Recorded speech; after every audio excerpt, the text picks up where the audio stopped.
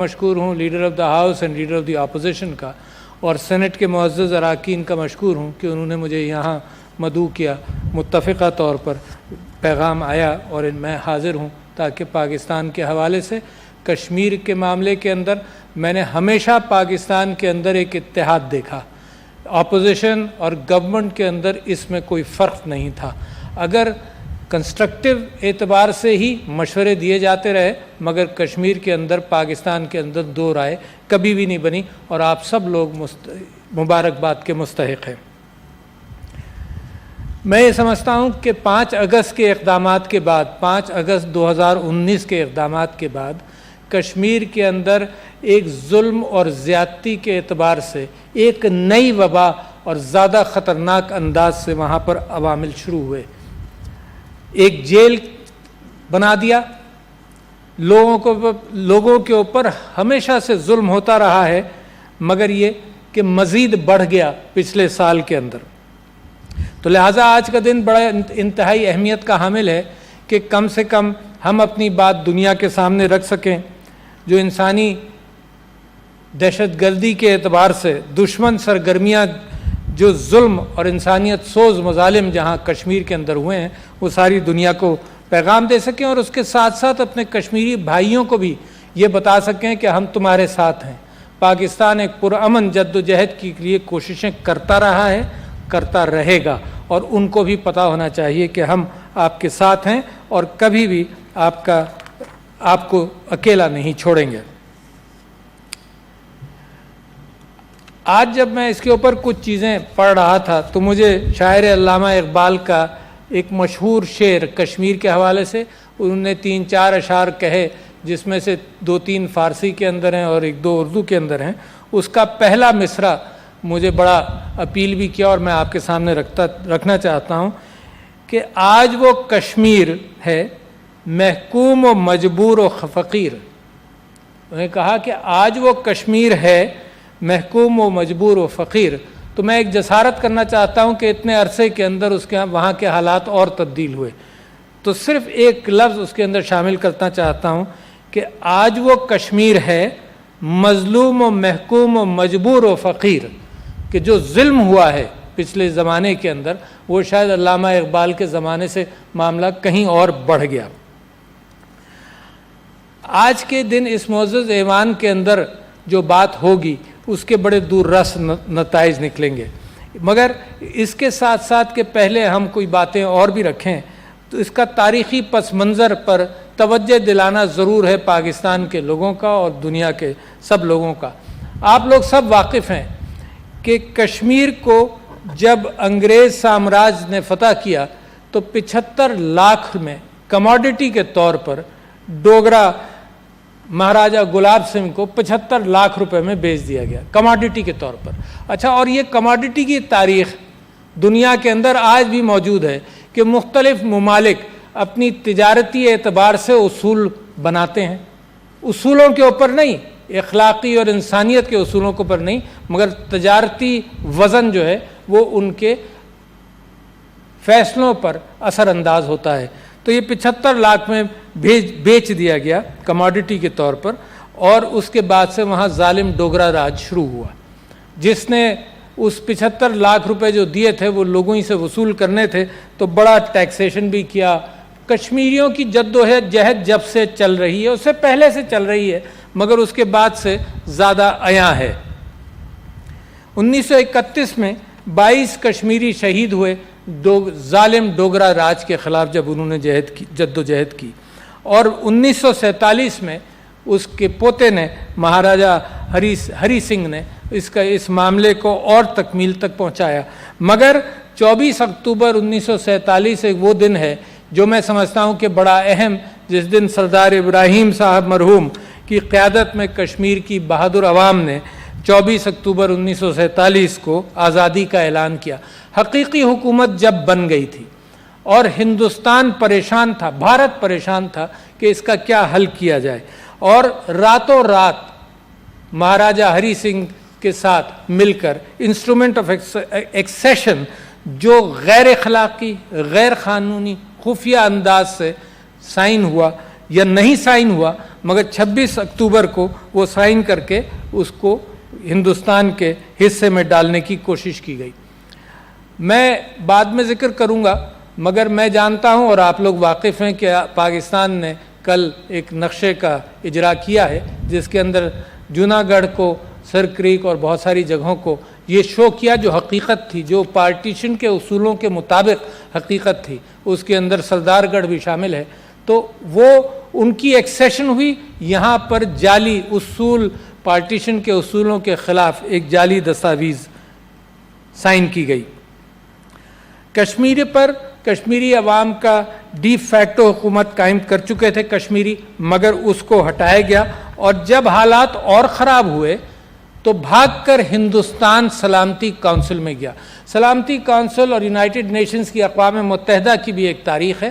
وہ تاریخ یہ ہے کہ اقوام متحدہ 1945 میں بنی، اور 1947 کے اندر بالکل وہ نئی نویلی ایک امید کے طور پر اقوام عالم اور اقوام دنیا کے لیے ایک بھروسے کا ادارہ بنا، اور پاکستان نے بھی اس پر بھروسہ کیا، اور ہندوستان پریشان ہو کر کہ وہاں کشمیریوں نے بغاوت کر دی تھی، اور اس کا خیال یہ تھا کہ ڈی فیکٹو کشمیر پر حکومت جو ہے، جموں و کشمیر پر، وہ کشمیریوں کی ہوگی۔ تو وہ یونائٹڈ نیشنز میں گیا، اس نے سیز فائر کی درخواست کی، اور کس وعدے کے تحت درخواست کی؟ یہ وعدہ کیا کہ جی ہم استصواب رائے کرائیں گے، ہم لوگوں کی رائے کی بنیاد پر فیصلہ کریں گے، اور اگلے 10 سال انڈین لیڈرشپ کے سارے اکابرین تقریریں کرتے رہے ہیں، اس بات کا اعادہ کرتے رہے ہیں، مگر حقیقت میں ان کی نیت کچھ اور تھی۔ جب سے لے کر آج تک لاکھوں افراد شہید ہوئے ہیں، لاکھوں مائیں بیوہ ہوئی ہیں، اور ان کی گودیں اجڑی ہیں، مگر گزشتہ 1 سال کے اندر وادی کو جس طرح سے 5 اگست کے قانون کے اندر انہوں نے آرٹیکل 370 کو منسوخ کیا۔ اب یہ بھی ذہن میں رکھیے گا کہ آرٹیکل 370 ان کے آئین کا آرٹیکل تھا، ہمیں تو وہ بھی منظور نہیں تھا، کیونکہ کشمیر آزاد اور کشمیر کو پاکستان کا حصہ بننا تھا۔ ان کے آئین کے اندر وہ بھی اللیگل مینشن ہے، مگر اس کے اندر جو پروٹیکشنز کا وعدہ کیا تھا بھارتی قیادت نے 50 کی دہائی کے اندر، اس کے بعد بھی اس کو انکارپوریٹ کر لیا کہ بھئی ہم تمہیں اپنے ساتھ نہیں ملا رہے، فی الحال ہم تمہارے لیے ایک انڈیپینڈنٹ اینٹیٹی بنا رہے ہیں۔ اس کو پچھلے سال منسوخ کیا، اور یہ بی جے پی کے مینیفیسٹو کے اندر بات موجود تھی، اور جو مسلمان منافرت اور مائنورٹیز کے ساتھ ان کی منافرت ہے، اسی تاریخ کی عکاسی کے اعتبار سے وہ ایک اور قدم تھا۔ اس کے بعد سے ایک بڑا جیل بن گیا وہاں پر، اور مزید کرفیو کے نفاذ کر کے ظلم کیا، مواصلات کو منقطع کر کے ظلم کیا، طبی امداد اور خوراک کی سپلائی کو کنٹرول کر کے ظلم کیا، بین الاقوامی تنظیموں کو، امدادی تنظیموں کو روک کر عوام کے اوپر ظلم کیا، اور بنیادی حقوق کو پامال کر کر ظلم کیا، لوگوں کو شہید کر کر ظلم کیا۔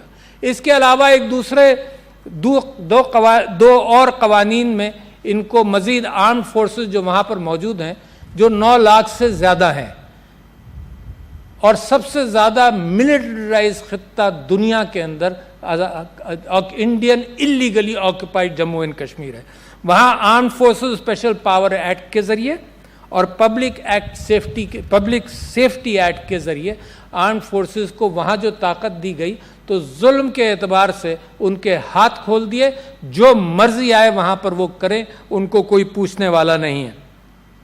اس کے نتیجوں میں جعلی مقابلے بڑھ گئے، نوجوانوں کی ماں برائے عدالت قتل بڑھ گئے، انسیڈنٹس بڑھ گئے اس کے، اور سیاسی قیادت کی غیر قانونی گرفتاریاں بڑھ گئیں، اور ان کی گھروں پر نظر بندی۔ اصل قیادت جو مسلمانوں کو وہاں لیڈ کرتی ہے اور کشمیر کی عکاسی کرتی ہے، اس کو پچھلے 1 سال سے جیل کے اندر یا اپنے گھروں کے اندر محدود رکھا گیا ہے۔ مسلمانوں کے جان و مال تباہ ہیں، معیشت تباہ ہے، اور یہ جو حرکت کی گئی، یہ اقوام متحدہ کے چارٹر کے اعتبار سے، جو ریزولوشن 50 کی دہائی کے اندر کشمیر کے حوالے سے اقوام متحدہ نے پاس کیے، ان سارے ریزولوشنز کی خلاف ورزی بھی ہے۔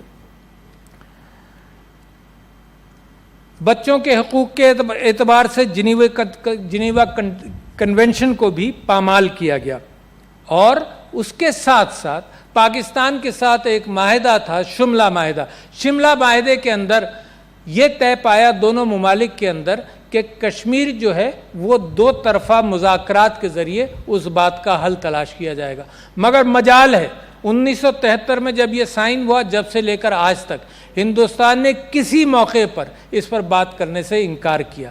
شروع میں وہ یہ کہتے رہے کہ کانفیڈنس بلڈنگ میجرز ہونے چاہیے، ہیلے بہانے، تو جس انداز سے یہ ہیلے بہانے چلتے رہے تو میں اس نتیجے پر پہنچا ہوں، اور پاکستانی قوم بھی اسی نتیجے پر پہنچی ہے کہ ہر کاغذ سے انکاری کی انہوں نے، ہر وعدے سے انکاری کی، جو بھی وعدے ان کے اکابرین نے کیے اس سے انکاری کی، ہر بیان سے انکاری کی۔ دنیا کے اندر جب بات اٹھائی جاتی ہے تو کہتے ہیں نہیں یہ دو طرفہ معاملہ ہے۔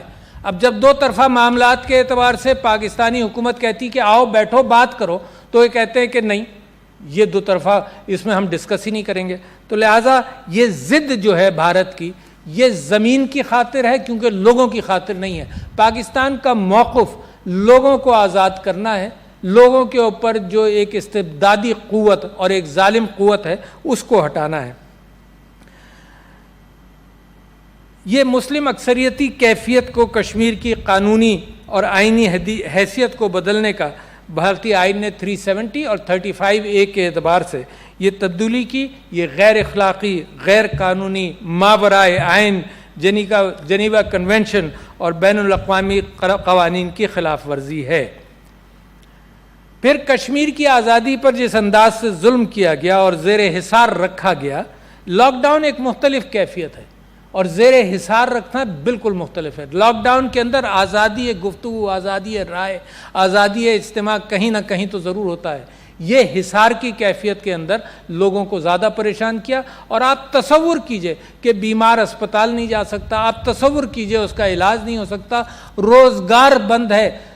کل پرسوں میں کشمیر کے Indian occupied Jammu and Kashmir کے چیمبر آف کامرس کے ایک صاحب کا بیان سن رہا تھا کہ 7 لاکھ نوجوان مزید بے روزگار ہوئے پچھلے 1 سال میں۔ آپ تصور کیجئے کہ 7 لاکھ کے ساتھ خاندان کتنے ہوں گے، خاندان کے افراد کتنے ہوں گے، اور یہ کہ 3 ارب ڈالر کا نقصان ہوا ہے انڈین اللیگلی آکوپائڈ جموں اور کشمیر کی معیشت کو، اتنا بڑا نقصان وہاں پر ہوا۔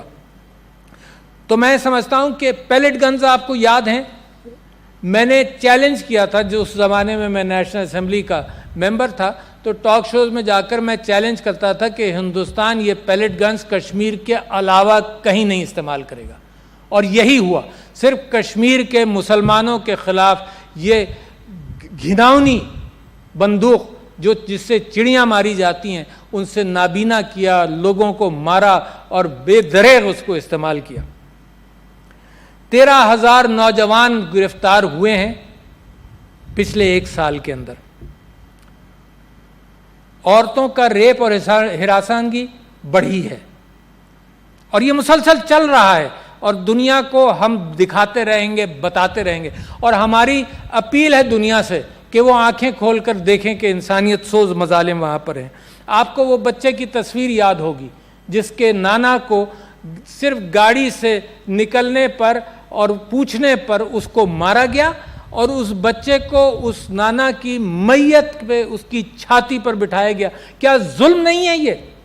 دنیا کو اندازہ نہیں ہو رہا اس بات سے۔ آپ کو وہ بھی سیرین بچے کی بھی تصویر یاد ہوگی جو میڈیٹرینین کے اندر ڈوبا تھا۔ تو دنیا کو جب یہ امیجز جاتے رہیں گے تو دنیا کے ضمیر پر ہم سمجھتے ہیں اس بات کا اثر ہوگا، اور پھر اس کی لاش پر، اس کے نانا کی لاش پر کھڑے ہو کر اور پیر رکھ کر تصویریں کھنچوائی گئیں۔ ظالم ہے۔ میں سمجھتا ہوں کہ قرارداد نمبر 47 کے الفاظ کشمیر میں آزادانہ اور غیر جانبدارانہ، یہ بات کر رہا ہوں میں اقوام متحدہ کی قرارداد 47 کے حوالے سے، اور وہ بالکل کلیئر ہے کہ آزادانہ اور غیر جانبدارانہ انتخابات کے بھارتی وعدہ اس کے اندر منجمد ہے کہ کیا ضرور جائے۔ چوتھے، جنیوا کنونشن کے مطابق کوئی بھی قابض حکومت مسئلے کے حل تک کسی بھی قسم کی وہاں تبدیلی نہیں کر سکتی۔ میں بعد میں ذکر کروں گا ڈیموگرافی کے اعتبار سے، مگر کسی حکومت کو اس بات کی اجازت نہیں ہے کہ وہاں کے حالات کو اس طرح سے تبدیل کرے کہ باہر کے لوگوں کو لایا جائے اور یہاں کے لوگوں کو وہاں سے نکالا جائے۔ تو یہ اس کنونشن کی بھی خلاف ورزی ہے۔ ہر انسانی حصول کے حوالے سے یہ خلاف ورزی ایک کھلا مذاق دنیا کے سامنے انہوں نے کیا ہوا ہے۔ یہ آرٹیکل 370 اور 35A کو یہ سب RSS اور BJP کے اپنے مینیفیسٹو کے اندر موجود ہے، اور یہ fascist Hindutva policy against minorities کی پوری عکاسی کرتا ہے کشمیر، جہاں کھل کر اس کے اوپر وہ عمل درآمد کر رہے ہیں۔ ہندوستان کے اندر جو مائنورٹیز کا حال ہے وہ بھی آپ اس سے پوری اچھی طرح سے واقف ہیں۔ تو شکنجہ جو ہے کشمیریوں کے اوپر وہ نہرو دور سے آج تک وہ مزید کسا گیا ہے، کبھی کم نہیں ہوا، اور ان کی مزاحمت کے اندر بھی کوئی کمی آج تک نہیں آئی۔ جانے دے دے کر وہ قوم پریشان ہو گئی ہوگی، ہم اس کے ساتھ کھڑے ہیں، مگر آج تک ان کا مقابلہ کرنا کسی انداز سے بھی کبھی کم نہیں ہوا۔ اب جس انداز سے وہ 2019 کا وہ جموں و کشمیر ریگولیشن ایکٹ انہوں نے لاگو کیا تھا، جس کے تحت انہوں نے آرٹیکل 370 کا پروٹیکشن ہٹایا اور 35A کا پروٹیکشن ہٹایا، اسی کے تحت آج جموں و کشمیر ریگولیشن ایکٹ بھی انہوں نے رولز بھی آرڈر نکالا ہے، جس کے تحت یہ ڈیموگرافک چینجز کے اوپر توجہ دے رہے ہیں۔ اچھا، اب ان ڈیموگرافک چینجز میں کیا کر رہے ہیں؟ لوگوں کے لیے ڈومیسائل آسان کر رہے ہیں۔ اچھا، یہ طے تھا کہ جب کشمیر کے لیڈران نے جب ہندوستان سے بات کی اور ہندوستان نے جھانسے دیے، تو ان کشمیری لیڈران کو انہوں نے کہا جی تمہاری ڈیموگرافی نہیں بدلے گی، تمہیں ہم پورا 370 میں پروٹیکشن دیں گے، اور آئین کے اندر انہوں نے 370 اور 35A ڈالا۔ اچھا، وہ جب تک اس کی ضرورت رہی لوگوں کو دھوکہ دینے کے اعتبار سے وہ چلایا، مگر اب یہ جموں و کشمیر ریگولیشن ایکٹ 2019 اور جموں و کشمیر ریگولیشن آرڈر 2020 کے اندر ان سب چیزوں کو تبدیل کیا۔ اور ان کے استاد کون ہیں؟ ان کے استاد وہ ہیں، اسرائیل ان کا استاد ہے، جس نے مغربی کنارے پر، جس کو ویسٹ بینک کہتے ہیں، وہاں اسرائیل نے جس انداز سے آئسولیٹڈ جگہوں پر قبضہ کرنا شروع کیا، ڈیموگرافی بدلنے کی کوشش کی، تو یہ اس کے استاد ہے۔ پیلٹ گیمز میں ان کا کون استاد ہے؟ اسرائیل ان کا استاد ہے۔ ظلم کرنے میں کون استاد ہے؟ اسرائیل ان کا استاد ہے۔ مگر یہ اپنے استاد سے کہیں آگے ہیں، مظالم کے اعتبار سے یہ کہیں آگے پہلے بھی تھے، مگر یہ مزید اپنا ٹیکنیک سیکھ رہے ہیں، وہاں سے سیکھ کر مزید مظالم ہمارے اوپر، ہمارے کشمیری بھائیوں پر بڑھا رہے ہیں۔ ہمارا خیال یہ ہے، پاکستان کے پرائم منسٹر نے، پاکستان کی حکومت نے اس بات کو بار بار کہا کہ ہندوستان نسل کشی کی طرف جا رہا ہے، اور نسل کشی کی جو تیاریاں ہوتی ہیں وہ تیاریاں پوری کر رہا ہے، منافرت معاشرے کے اندر پیدا کر کر، تجارت کے اعتبار سے مزید مائنورٹیز کو آئسولیٹ کر کر، پھر وہ کیفیت آ جاتی ہے کہ جب ان کو مختلف بہانوں سے سڑکوں پر روک روک کر ہتھوڑے مارے جائیں اور جان سے مارا جائے، وہ پریکرسر ہوتا ہے اس بات کا کہ نسل کشی کی جائے۔ اور آپ کو یاد ہے کہ جرمنی نے جس انداز سے کیا، یس، سربین ڈکٹیٹر ملاسووچ نے، جس کے اوپر بین الاقوامی عدالت نے اس کا ٹرائل بھی کیا اور اس کو سزا دی، بوسنیا میں نگورنو قرباخ کے اندر اور بوسنیا کے اندر جو مظالم کیے، تو وہ اس کی اگر آپ تاریخ دیکھیں گے تو یہی پہلے آئسولیشن اور پھر نسل کشی اور ڈیموگرافک چینجز، یہ دونوں وہ کرنا چاہتا ہے۔ میں مسئلہ کشمیر پر پاکستان کے اصولی موقف کی پرزور حمایت پر ترکی، چین، ملیشیا، ایران، آذربائیجان اور بہت سارے ممالک کا شکریہ ادا کرتا ہوں کہ وہ ہمارے ساتھ کھڑے رہے، اور ان کو خراج تحسین پیش کرتا ہوں کہ ظلم کے خلاف اصولی موقف انہوں نے اختیار کیا۔ میں یہ سمجھتا ہوں کہ بین الاقوامی میڈیا نے بھی اس میں کردار ادا کیا ہے، مگر مزید کر سکتے ہیں دنیا کو بتانے کے لیے کہ کیا ہو رہا ہے۔ انسانی حقوق کی تنظیموں نے خاص طور پر یونائٹڈ نیشنز کی رپورٹ آن ہیومن رائٹس، ان کی ہیومن رائٹس کمیشن کی رپورٹ نے عکاسی کی اور بتایا لوگوں کو۔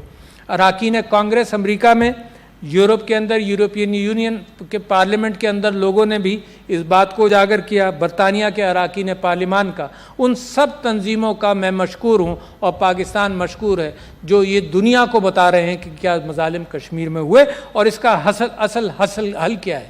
میں سیکرٹری جنرل یونائٹڈ نیشنز کا مشکور ہوں کہ بلا بڑے اچھے انداز سے انہوں نے اس بات کی عکاسی کی جب پاکستان بھی وہ تشریف لائے۔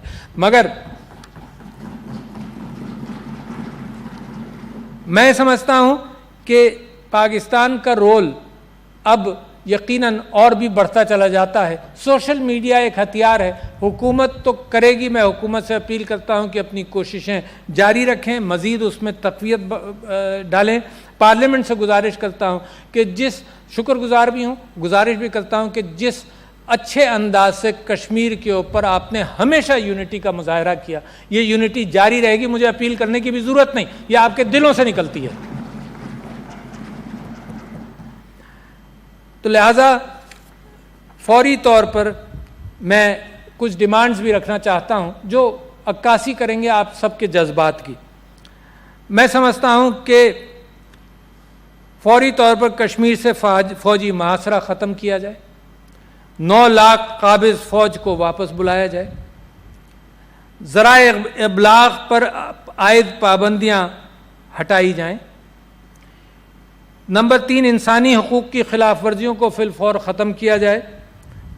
نمبر 4، کرفیو لگانا بند کیا جائے۔ اور کتنا اچھا ایک منطقی آرگومنٹ ہے کہ اگر اتنا ہی اچھا ہے، 1 سال آپ نے سب کچھ کر کے دیکھ لیا، اپنا قانون بدلا، اور اگر لوگ اتنے ہی خوش ہیں تو آج 2 دن کی پابندی کرفیو کیوں لگایا؟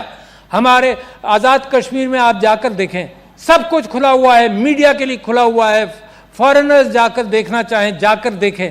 تو میں سمجھتا ہوں کہ اگر everything is hunky dory as far as that is concern, تو why insist on curfew for the last 2 days۔ 5ویں میں یہ سمجھتا ہوں، چوتھے یہ تھا کہ کرفیو لگانا بند کیا جائے۔ 5ویں یہ کہ سوشل میڈیا اور انٹرنیٹ پر پابندی ختم کی جائے، لوگوں کی اپنی کمیونیکیشنز، تجارت کے اعتبار سے، دنیا کے ساتھ روابط کے اعتبار سے یہ بڑا اہم ستون ہے جس کو ہندوستان نے، بھارت نے پابندی لگا کر بند کیا ہوا ہے۔ کس لیے بند کیا ہے؟ کہ وہاں سے امیجری، وہاں کے مظالم دنیا کو پتہ نہ چلے۔ 6 میں یہ سمجھتا ہوں کہ عورتوں کے ساتھ جنسی زیادتی، ریپ، ہراسانگی اور بچوں کے ساتھ مظالم بند کیے جائیں۔ یہ فی الفور بند ہونے والی چیزیں ہیں جن کو بند کرنا چاہیے۔ تعلیمی ادارے کھولیں۔ اگر آپ اپنے نوجوانوں کو تعلیم سے محروم رکھیں گے تو نتیجہ کیا ہوگا؟ کہ مزید فرسٹریشن ان کے اندر بڑھے گا۔ 8ویں، سیاسی لیڈران کو آزاد کریں۔ 9ویں، سیاسی سرگرمیوں کی آزادی بحال کریں۔ اور 10ویں ایک ایسی ڈیمانڈ ہے جو آپ بڑے خوش ہوں گے سن کر، کہ کشمیریوں کی جان چھوڑیں، اب وہاں سے انخلا کریں، وہاں سے جائیں۔ تنگ آ گئی ہے پوری قوم اس بات کو دیکھ کر۔ ظلم سیکھتے جائیں گے، آپ کے اپنے عوام ظلم سیکھیں گے اگر آپ ایک جگہ پر ظلم کریں گے۔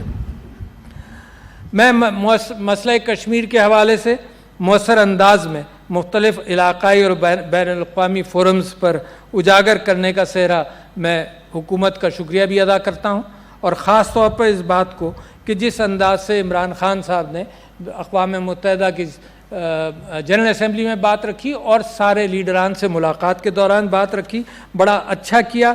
میں یہ سمجھتا ہوں کہ میں بھی جب یہ جاپان کے بادشاہ کی تخت کشائی ہوئی تو 35-40 بادشاہوں سے، صدور سے اور پرائم منسٹر سے ملاقات ہوئی۔ ہر جگہ کشمیر پہلا ایشو تھا جس کا ڈسکشن ہوا۔ پھر میں اس کے بعد باکو گیا تو باکو میں بھی 35-40 پرائم منسٹر اور صدور سے بات ہوئی، تو ہر جگہ یہ بات رکھی گئی۔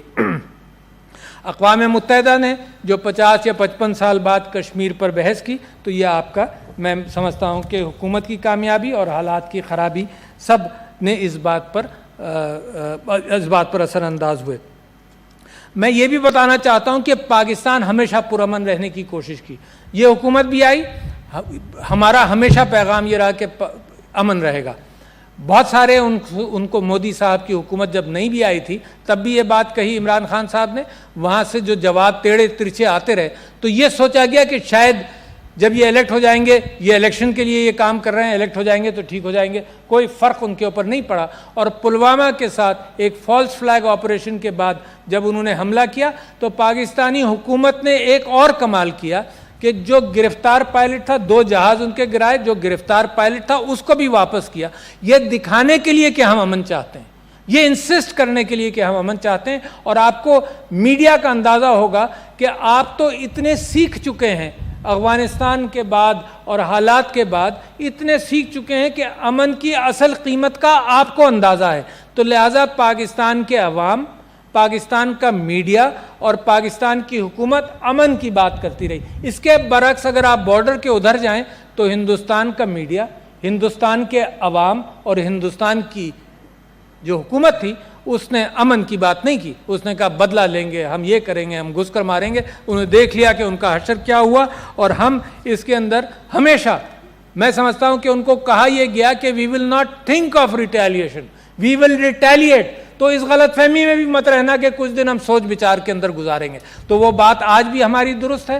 میں پاکستان کی افواج کا بھی مشکور ہوں کہ انہوں نے جس انداز سے ریٹیلیٹ کیا تو دنیا کو دکھا دیا کہ پاکستان ایک بڑی مضبوط قوم ہے اور اس کے کوئی بال اس کا بیکا نہیں کر سکتا. میں آخر میں اس خاص موقع پر ہم اس عزم کا دوبارہ اعادہ کرتے ہیں کہ پاکستان اس مسئلے پر کشمیریوں کی اخلاقی, سیاسی اور سفارتی حمایت جاری رکھے گا. پاکستان اہلیان کشمیر کے ساتھ شانہ بشانہ کھڑا رہے گا اور بھارتی قبضے کے خلاف کشمیر کے بہادر اور نڈر لوگوں کی جدوجہد کی بھرپور تائید کرتا رہے گا. مجھے کامل یقین ہے کہ کشمیریوں کی قربانیاں رنگ لائیں گی اور وہ دن دور نہیں جب کشمیر میں آزادی کا سورج طلوع ہوگا. انشاءاللہ پاکستان پائندہ باد. آپ سب کا شکریہ.